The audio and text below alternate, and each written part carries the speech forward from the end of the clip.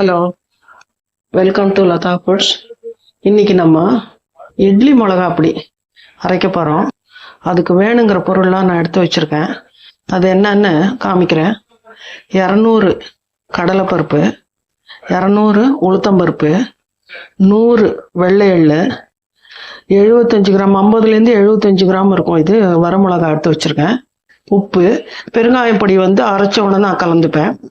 இப்போ இது 100 கிராம் இருக்கு. இதை முதல்ல வறுத்துக்கலாம். வெறும் சட்டியில இந்த வெள்ளை எள்ளை போட்டு, கருப்பு எள்ளும் போடலாம், இருந்தாலும் கொஞ்சம் கலர் டிஃப்ரெண்ட் வந்துருமே, வெள்ளையா இருக்காதுங்கிறதுனால நான் வெள்ளை எள்ளு வாங்கி வச்சிருக்கேன். நீங்க கருப்பு எள்ளு போடுறதுனாலும் போட்டுக்கலாம். இது முதல்ல நம்ம இதை வறுத்துக்கலாம். அதுக்கப்புறமா ஒன்னொன்னையும் தனித்தனியா வறுக்கணும். அது என்னங்கிறத நான் காமிக்கிறேன் உங்களுக்கு. நான் எலுப்பச்சட்டியில முதல்ல இந்த எள்ளை போட்டு வறுத்துக்கிறேன். இந்த எள்ளு மட்டும் முதல்ல வறுத்து எடுக்கணும்னா, ஏன்னா இது கொஞ்சம் வெடிக்கும், அதனால இதை கொஞ்சம் தனியா வறுத்துடலாம். இதை ஃபர்ஸ்ட் வறுத்து எடுத்துட்டோம்னாக்க மற்றதெல்லாம் வறுக்கிறதுக்கு கொஞ்சம் ஈஸியா இருக்கும். இது கொஞ்சம் சவக்க வறுக்கணும். கொஞ்சம் இது வெடிக்கும்.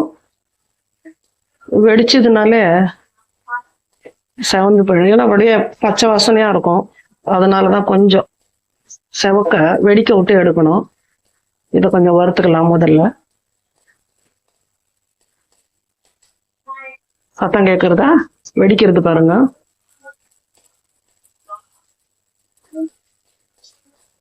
இப்ப அடுப்பை அணைச்சிட்டு இதை எடுத்து கொட்டிக்கிறேன் தனியா. இப்ப மிளகா வறுத்துக்கலாம். நான் எண்ணெய் எடுத்துட்டேன். இப்ப கொஞ்சமா இதுல எண்ணெய் ஊத்திக்கிறேன். ரொம்ப கொஞ்சமா, ஒரு சின்ன டீஸ்பூன் அளவுக்கு தான் ஊத்தின்னு இருக்கேன். இதுல கொஞ்சம் உப்பு போட்டுக்கிறேன். நான் கொஞ்சம் நம்ம கல் உப்பு இதுல போட்டுட்டோம்னா, கொஞ்சம் கல் உப்பு போட்டுட்டு அதுக்கப்புறம் இந்த மிளகாவை கொட்டினோம்னா நமக்கு வறுக்கும் போது கொஞ்சம் கமராது. அதனால நான் கொஞ்சமா எண்ணெய் ஊற்றி கல் உப்பு போட்டுன்னு இருக்கேன். இதை இப்ப வறுத்துக்கலாம்.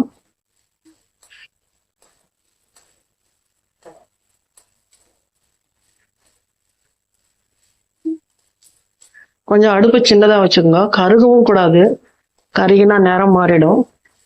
இந்த கலர் ரொம்ப மாறாம அதே சமயம் வறுபடணும்.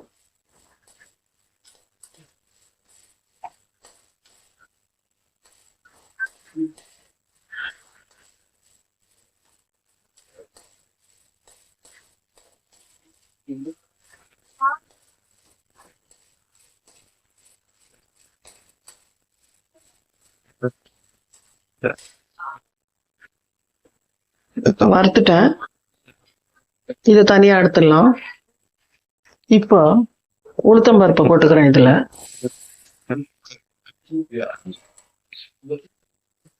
இது அடுப்பு ரொம்ப பெருசா வைக்காம சின்னதா வச்சாதான் இது கொஞ்சம் நல்லா வறுபடும்.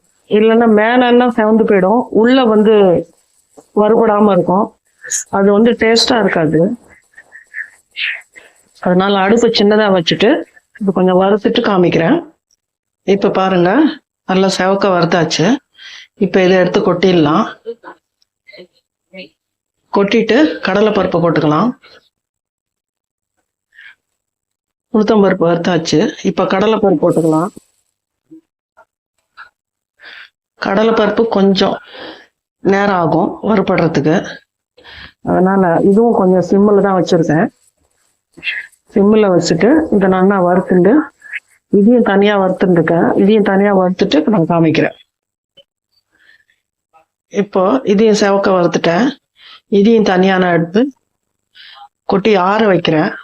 ஆற வச்சுட்டு அரைச்சிட்டு உங்களுக்கு நான் காமிக்கிறேன்.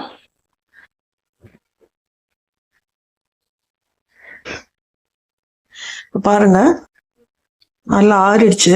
இப்ப நான் அரைச்சி எடுத்துட்டேன். இது ரொம்ப நரன்னு இல்லாம நைஸாவும் இல்லாம இருக்கு. இதுல பெருங்காயம் கலந்துட்டேன். இதுல ஒரு டேபிள் ஸ்பூன் அளவுக்கு வெல்லம் தூள் பண்ணி கலந்துருக்கேன். அதுல கலந்துட்டேன். நான் உங்களுக்கு அளவு காமிக்கிறதுக்காக இதை வச்சிருக்கேன். இதையும் சேர்த்து இதுல மிக்ஸ் பண்ணிட்டேன். இதே மாதிரி நீங்களும் பண்ணி பாருங்க. இந்த வெல்லம் சில பேருக்கு பிடிக்கலன்னாக்க அதை நீங்கள் அவாய்ட் பண்ணிடலாம். நான் வெல்லம் போடுறது எதுக்காகனா நல்ல டேஸ்ட் கொடுக்கும், அதுக்காக நான் போட்டேன். உங்களுக்கு பிடிக்கலன்னா நீங்கள் அதை ஸ்கிப் பண்ணிடுங்க. இதே மாதிரி நீங்கள் பண்ணி பார்த்துட்டு ரொம்ப நல்ல டேஸ்ட்டாக இருக்கும். பண்ணி பார்த்துட்டு என்னை கமெண்ட் பண்ணுங்க. என்னோட சேனலை சப்ஸ்கிரைப் பண்ணாதவங்க சப்ஸ்கிரைப் பண்ணுங்க. பக்கத்தில் இருக்கிற பெல் பட்டனை கிளிக் பண்ணிட்டு ஆல் ஆப்ஷன் நீங்கள் வந்து கிளிக் பண்ணீங்கன்னா நான் போடுற எல்லா வீடியோவும் உங்களுக்கு வரும்.